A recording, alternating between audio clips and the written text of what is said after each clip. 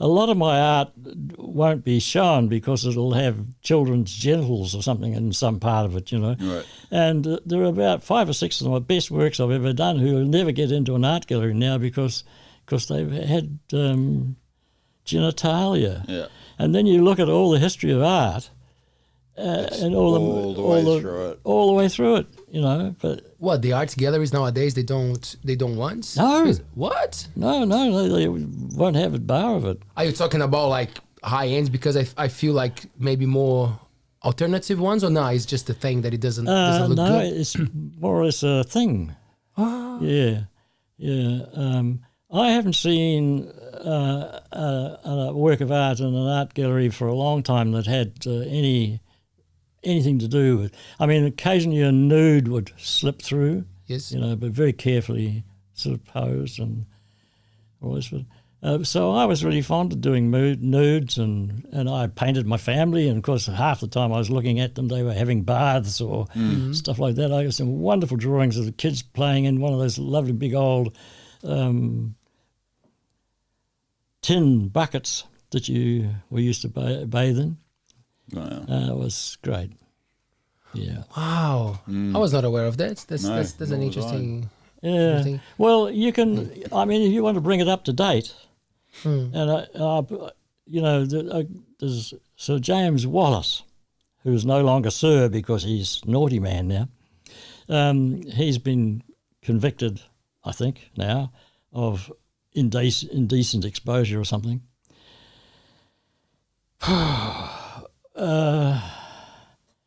And yet you look at the news on TV and movies and it's all indecent exposure. Yeah. Yep. Yeah. It's crazy. Well, they can crucify a man for that because they wanted. I mean, he was a rich man, so he used his money to buy art, and he started a lot of collections of art, and now he's being punished for having been naughty in this area. You know, just not publicly so, but just privately so. Perhaps if he'd been publicly so, he would have been better off. The thing that connects us the most is the one that makes us disconnected. Yeah, yeah. Because we can reach everything, everyone. We can find out about absolutely everything Anything we want. But like the person in front of you just don't get a chance. Yeah, And bro. usually are the ones that we love the most. Yeah. Isn't it? Yeah. It's the family, is the partner, is the teacher, and Yeah. you just.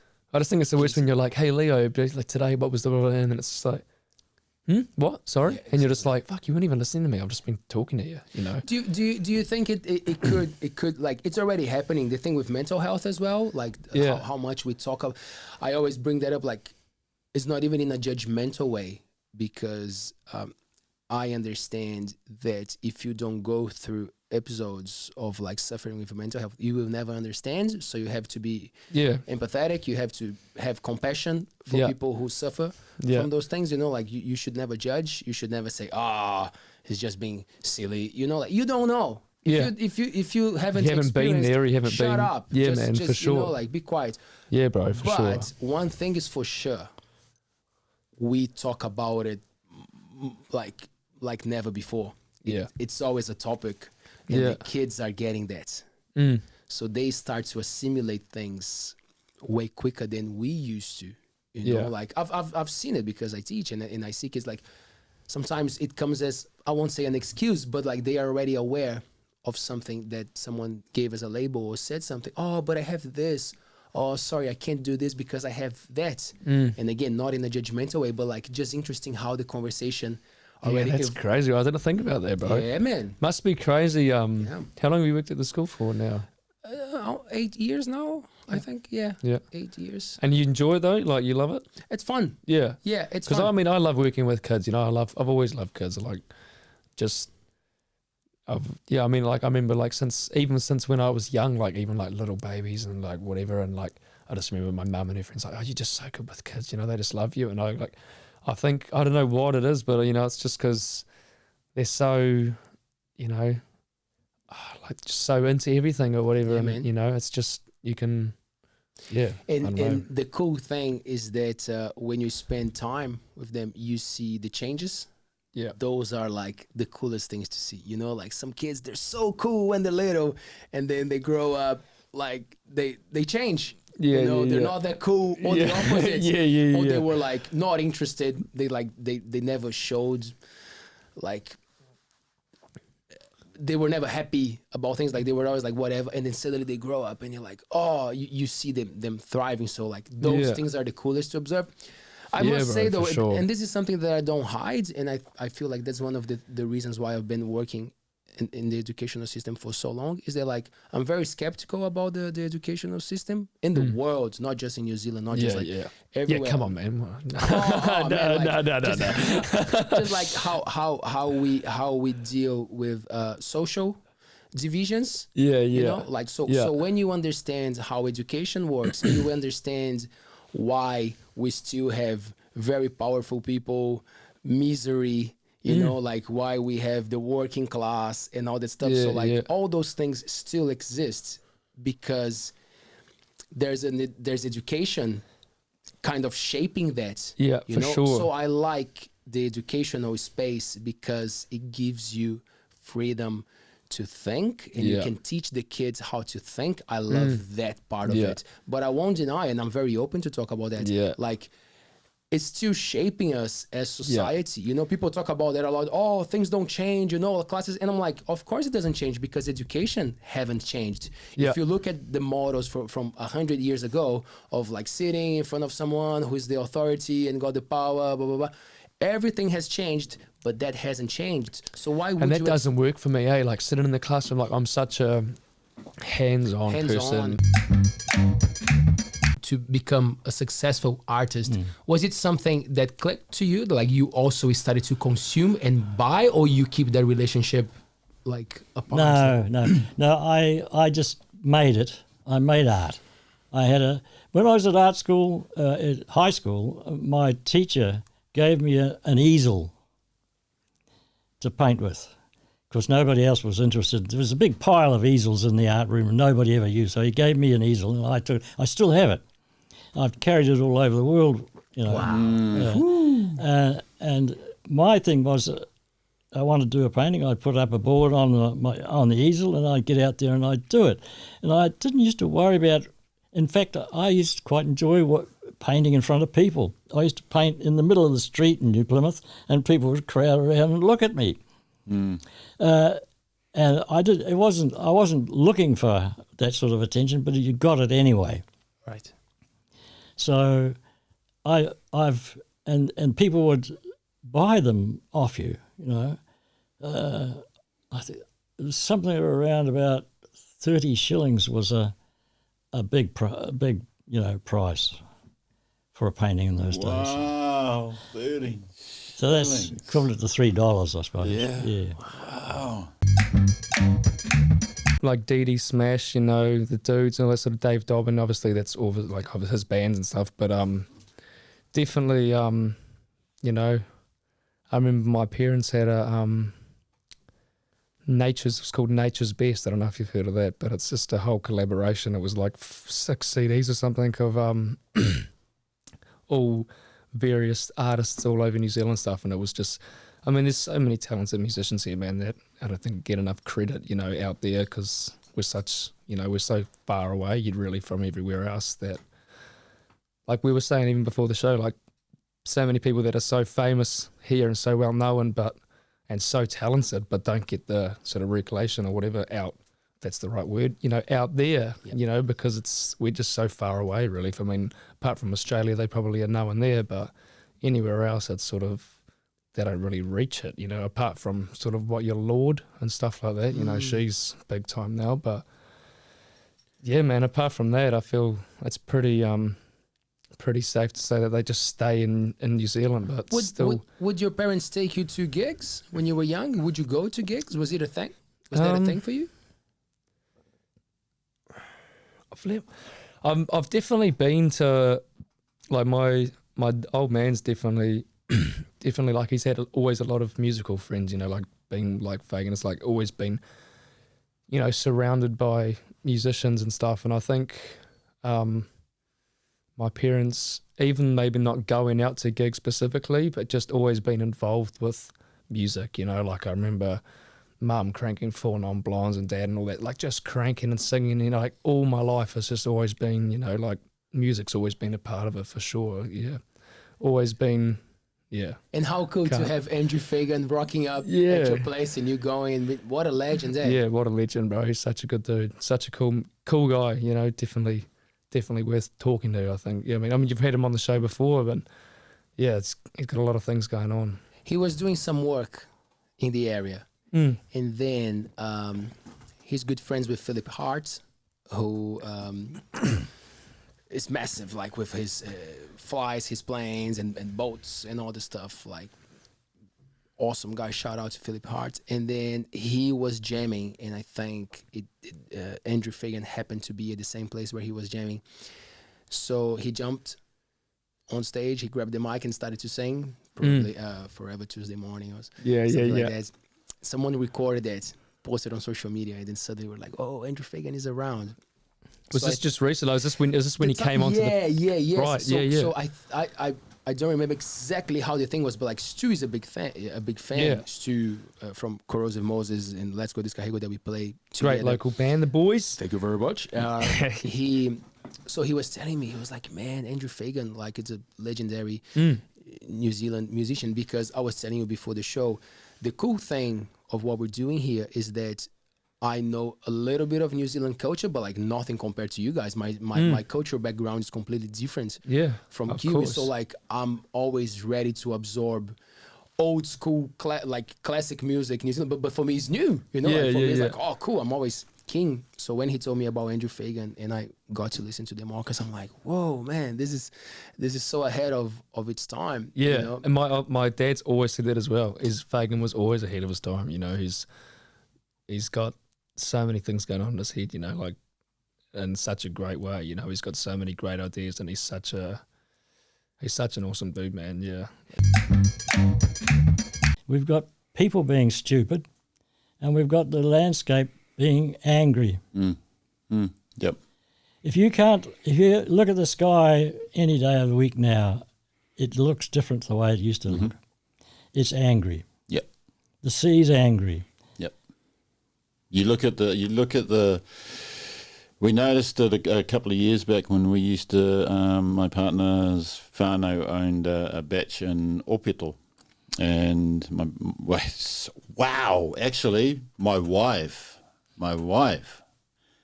her family owned a batch in Aotearoa, and when we used to travel into Kuatunu, I remember saying to her, "Wow, look at all the slips! Look at all the slips up in this part of the whenua." And then we'd get over the hill, and of course there would be one or two in the backdrop, and that's when I realised actually the space is angry. It's sad. It's broken. It's hurt. It's hurting. Yep. Yeah. And it's like when you end up getting sores on your own body, so the whenua is showing those sores. You know, it's We're directly responsible for a large part of the whole erosion thing in New Zealand, all over the country. Yeah. Would you say all over the world? I would say all over the world. I'm not that, I don't know too much about the rest of the world. That's right. But I've seen one or two magazines that seem to be. There's a lot of work going into it, and there's a lot of crap going into it at the same time. Yeah. How do you divide the good things from the horrible things that are happening? The plastics and all the rest of it. Well, last year I was at a party and I said to people, well, what you're going to have to do with the plastic, you have to learn to eat it. I thought I was joking, but it's happening. Yeah.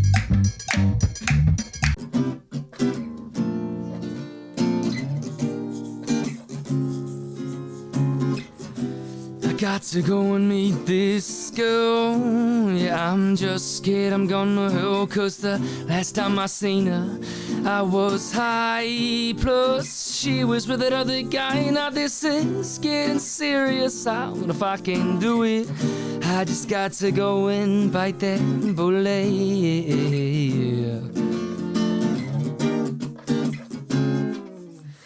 Cause I can't go under, I can't go through. All I want is to be close to you, baby.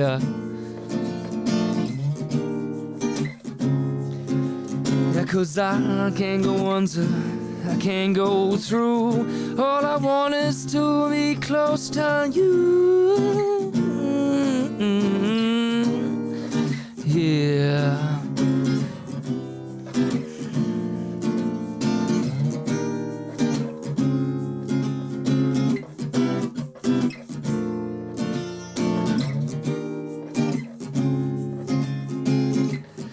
See, once again I'm sitting in my room, trying to figure out if I'm doomed or shroomed. In the end it's gonna be alright, and I'll be snuggling with this girl all night. That's all I need and nothing else. Just me and myself, just me and myself, and her, yeah.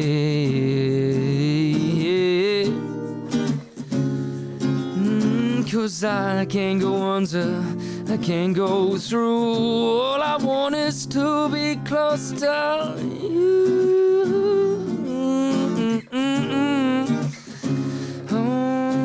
Cause all I want, all I want, all I want, all I want, all I want is to be close to you now. Cause all I want, all I want, all I want, all I want, all I want is to be close to you, baby.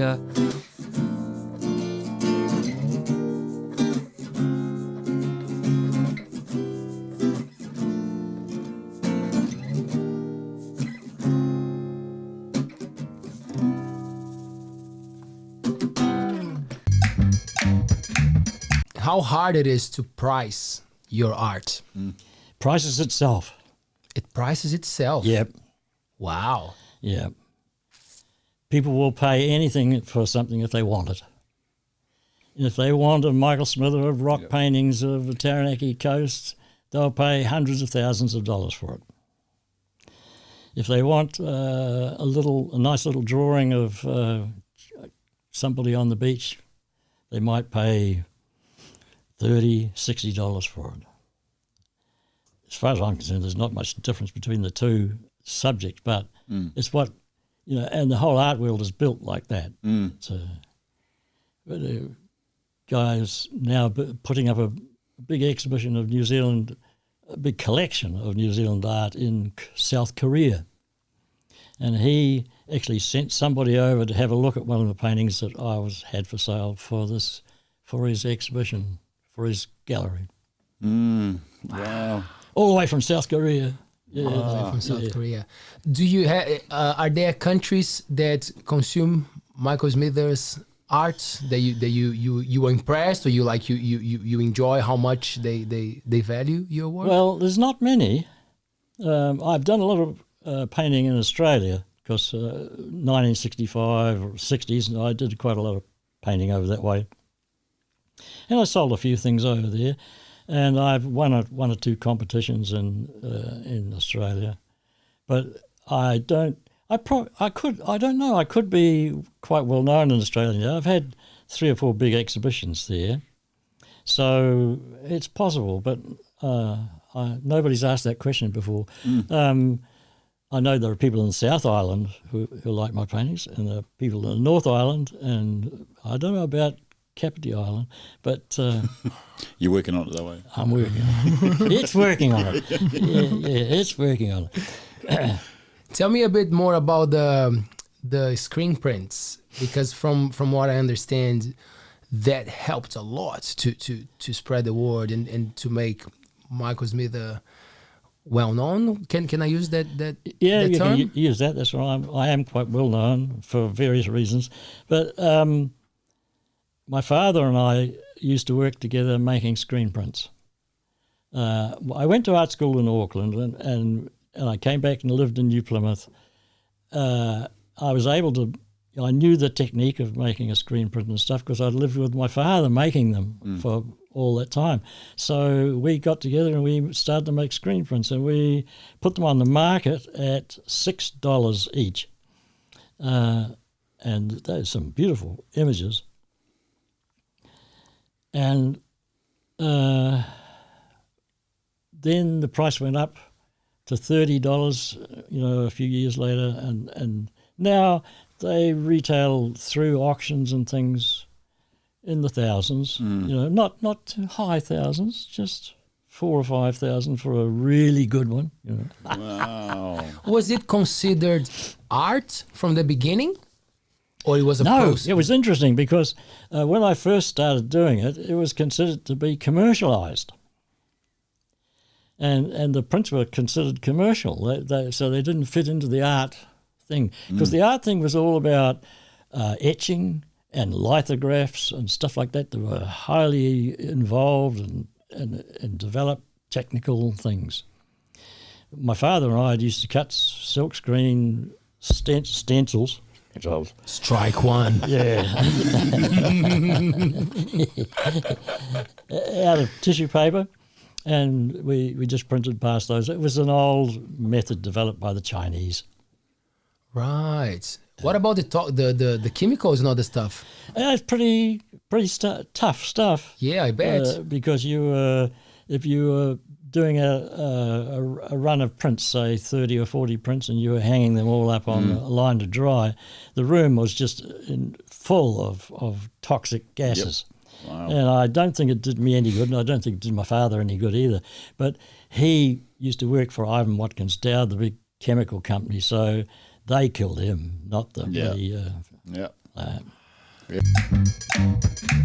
Altbays on YouTube and all the leading audio platforms. Peace.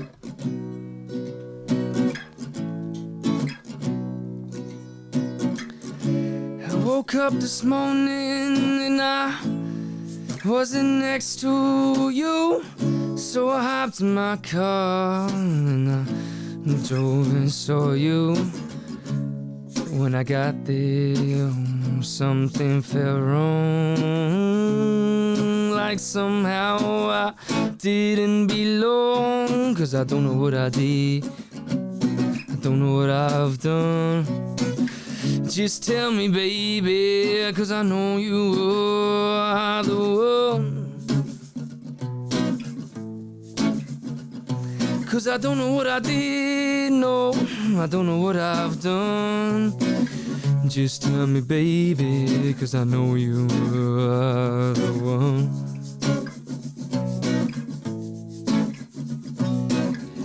I don't know what I did to her, I know what she did to me. She said she's up in the clouds, that's where I wanna be, I'm stuck on earth. Baby, let's rebirth the times that we had together forever, yeah, yeah.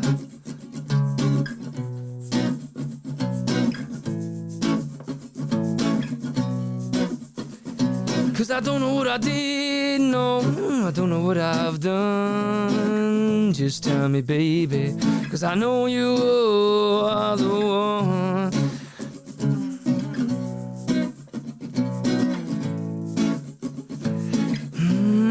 No, baby, what you do to me, what you done that before. Don't turn around and walk out the door. Baby, you know I love you. Sometimes you make me wanna spew, 'cause you're just strutting away. My little baby girl, what can I say to myself? I said forget back up, man, and get back on that truck, man, and get back on that dope train. 'Cause I'm just going cocaine insane for my baby. It's got me going crazy, and I've been just feeling kinda lonely lately. Oh, my little baby, I just love you, my little lady. It's got me going crazy, and I've been just feeling kinda lonely lately. Oh, my little baby, I just love you, my little lady. Oh, no, yeah. 'Cause I don't know what I did, no, I don't know what I've done. Just tell me, baby, 'cause I know you are the one.